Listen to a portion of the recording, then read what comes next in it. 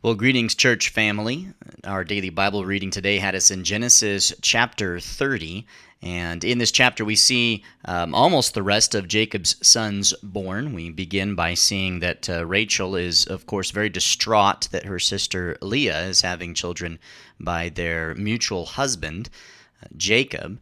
Of course, Jacob having married Leah and Rachel based off of the treachery that their father Laban had given him. He had worked hard for Laban for 7 years to marry Rachel, and instead was given Leah, worked hard again to marry Rachel, and now the sisters are really in competition of who can have the most sons by Jacob. And so we saw last time that Leah had already had Reuben and Simeon and Levi and Judah.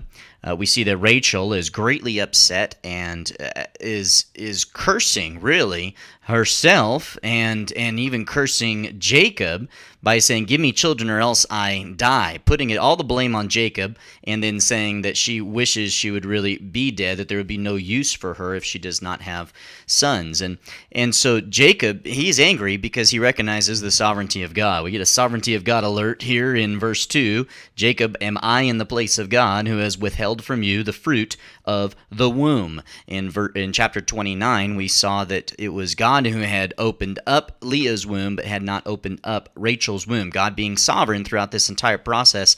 And it's amazing to see his grace on display, his sovereignty on display in the midst of such wickedness, this wicked competition. Both women, now as we see in chapter 30, throwing their maids, Bilhah and Zilpah, at Jacob to try to have children through their maids. If they're the ones that the child comes out onto their knees, if they're kneeling before the maid as they give birth, then they're going to count that son as theirs. And so it really becomes this scoring contest between the two of them, and they continue to name their children according to the various circumstances or their feelings or the actions they believe are taking place, just as they did with Leah's first 4 sons. And so Rachel sends her maid Bilhah into Jacob. Jacob now is committing the same sin his grandfather Abraham did, in that Abraham went into Sarah's maid Hagar to have a child instead of waiting for the Lord's timing when the Lord would give Abraham and Sarah their son together. And so remember that the Abrahamic covenant has been promised to Abraham and then passed on, promised to Isaac, and passed on, promised to Jacob directly by the Lord. And so Jacob should have been trusting that God was going to provide through the wives he had given. Of course, even that is an aberration from Genesis 1, where we see Genesis 1 and 2, where we see that God made them male and female, and he gave Adam one wife, and that was Eve, not multiple wives. And again, we see the sovereignty of the Lord in the midst of all of this, as he produces what will become known as the tribes of Jacob. These were real names of real men that we have listed here. Later on, there'll be names of the tribes of those who descended from these men. And so Rachel has a son. Well, really, it's her maid, right, Bilhah, but she counts it as her own. God has vindicated me, has indeed heard my voice, and has given me a son, she says in verse 6, and she names him Dan, which is indeed dawn in Hebrew, and it's actually directly almost copy for the Hebrew word of he vindicated or he judged. And then a second one to Rachel's maid Bilhah, and this second one is Naphtali. She says, with mighty wrestlings I've wrestled with my sister. Literally, it's wrestlings of God in that passage. And Naphtali here is very closely related to the a verbal form of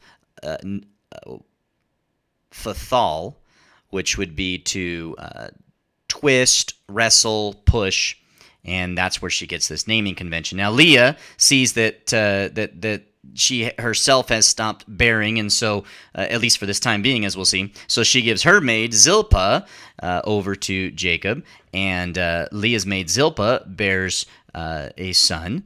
And so we see this son is Gad, and then a second one from Zilpah, and that is Asher. And Gad here is related to the word for fortune in Hebrew, and Asher is related to, or almost directly, the word for consider fortunate or call happy in Hebrew.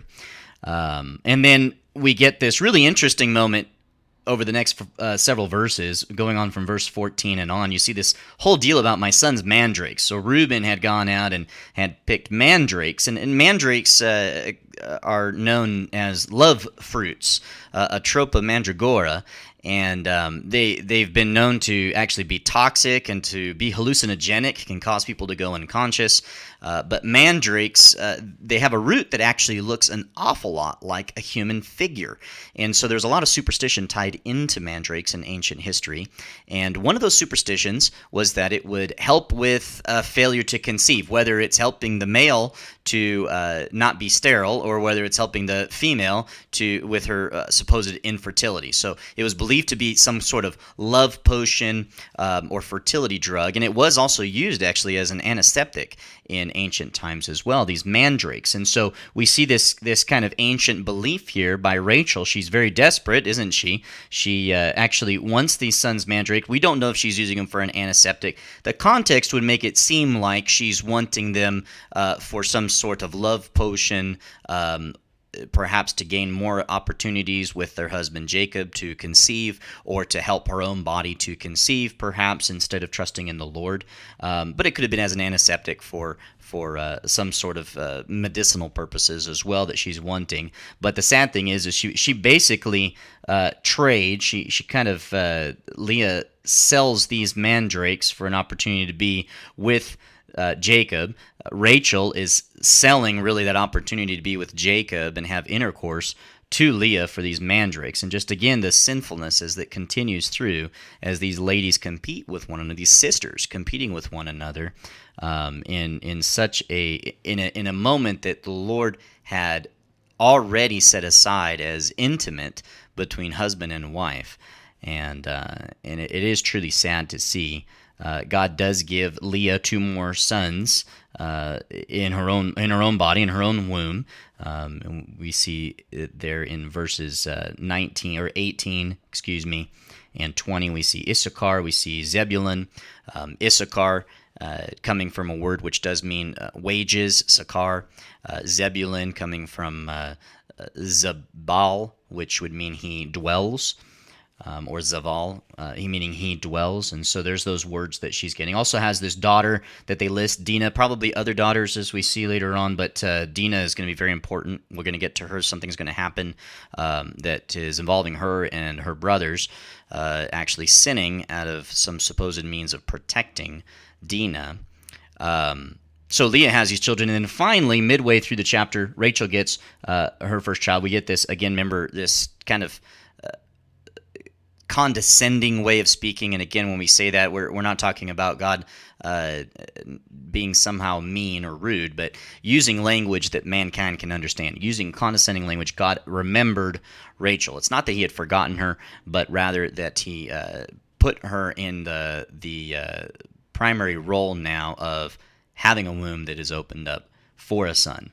And so she now has Joseph. God always has all things in mind. He doesn't forget as you and I do, but rather his recollection is constant, just that you and I, our recollection are not. So when we think of remember, we're thinking of calling something back that we have forgotten. God is not that way. And she has Joseph, and Joseph, Yosef in Hebrew, comes very similar to the word asaph, which would mean he withholds or withdraws, I should say. He takes away. And that's where it's coming from. We get to this other really interesting, the rest of the passage here, about Jacob prospering and asking this whole spotted and striped flocks. This is really interesting. He is going to go off on his own. Laban knows that he's been a moneymaker for him, and that's really because the Lord has been blessing Jacob all along, as even Jacob recognizes in chapter 31. And so Laban kind of wants to keep him along the way. Jacob is really being humble. He says, in response to Laban saying, the Lord's blessed you wherever I turned, Jacob says, just don't give me anything. Just let me take that which is spotted and striped. he says in verse 31 of chapter 30. Let me go through the whole thing in verse 32. And take all the speckled, spotted sheep, and every black one among the lambs, and spotted and speckled among the goats, and that'll be my wages. So basically, the minority, those with the genetic codes that are not in the majority, and he's going to take all of those. And so Laban says, okay, let it be according to your word. But then Laban in verse 35, and there's some controversy whether this is Laban or Jacob, but the context really seems, the direct he there seems to be Laban. And if it was Jacob, then the he would have to switch again in verse 36, and that's just not consistent. So it seems that Laban is again being treacherous, and he's pulling all the striped and spotted male goats, all the speckled and spotted female goats, everyone with white, and all the black ones among the sheep, and put them into the care of his own son. So basically took them and put a 3 days different distance, verse 36 says, so that Jacob could not have as much as he possibly would have. And Laban trying to maybe withhold some of this fortune, some of this blessing, that this physical blessing that the Lord has given Jacob, and Laban wanting some of it for himself. So it says in verse 37 that Jacob took fresh rods of poplar and almond and plane trees, peeled white stripes in them, and exposed the white in the rods. And he set them in front of the flocks in the gutters, even in the watering troughs where the flocks came to drink. And so what we see is the result of all this is suddenly they produce spotted and speckled animals. And so those who want to deny Scripture love to poke fun at this and say, how could you believe that doing these things would produce animals, that this is just superstition? And the key here is we're not sitting back saying that we believe that doing this would indeed, if you did this today, if you took sheep and goats and you got these exact same poplar, almond, plane trees, and you peeled white stripes and you put them in the gutters, we are not saying that would necessarily produce spotted or speckled lambs. So what we do see in this passage, very important, possibly these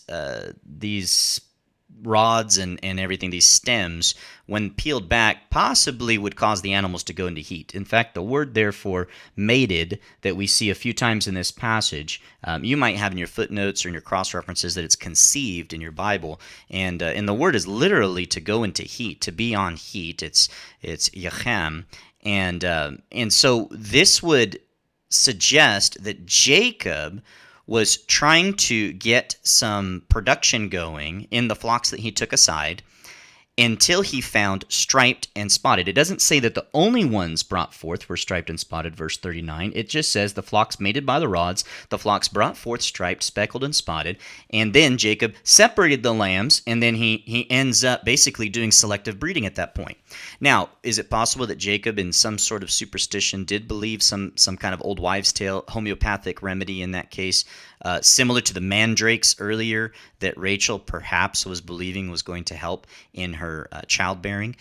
It's possible. It certainly is. But what we do see is that once there are striped and speckled lambs and goats in front of him, Jacob very wisely starts selectively breeding them. And we even see that later on where he says, it says in verse 41, moreover, whenever the stronger of the flock were mating, Jacob would place the rods on the side of the flock in the gutters so that they might mate by the rods. And that's suggesting that there was some kind of scent that would send these animals into heat, that would cause them to want to mate quicker, and then what's the end of it all? He ends up with a stronger flock that is prosperous, large flocks, as well as everything else that he had carried from before, female, male servants, camels, and donkeys.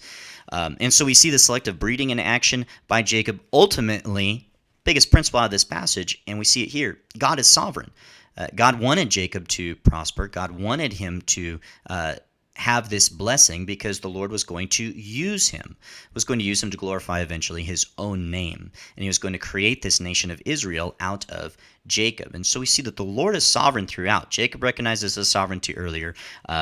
Despite all the sinfulness of Leah and Rachel and throwing their maids at Jacob and just having all these children, I think it ended up being, we have here 6 by Leah plus 2 by her maid. Rachel, 1 at this time. We know later on there will be the Benjamin as well by herself, and then 2 through her maid. Despite all that, God is sovereign, and he's in control. He knows what he's doing, And he still works out his plan in the midst of all this. And he's gracious too, as he goes through all of this and doesn't strike Laban down for what appears to be further treachery, and doesn't strike Rachel and Leah down for their sinfulness in competing with one another, and doesn't strike Jacob down for sleeping with all of these women in order to gain more sons.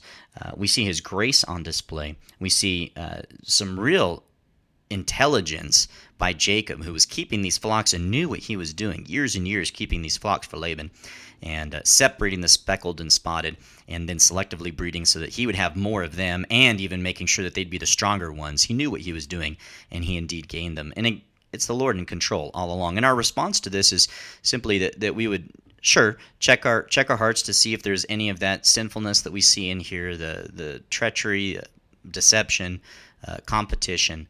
But more importantly, let's behold our God more and see how sovereign he is, how amazing he is, and worship him throughout as we reflect on this passage for today. This has been chapter 30 of Genesis, and hope that it was a great blessing to you today.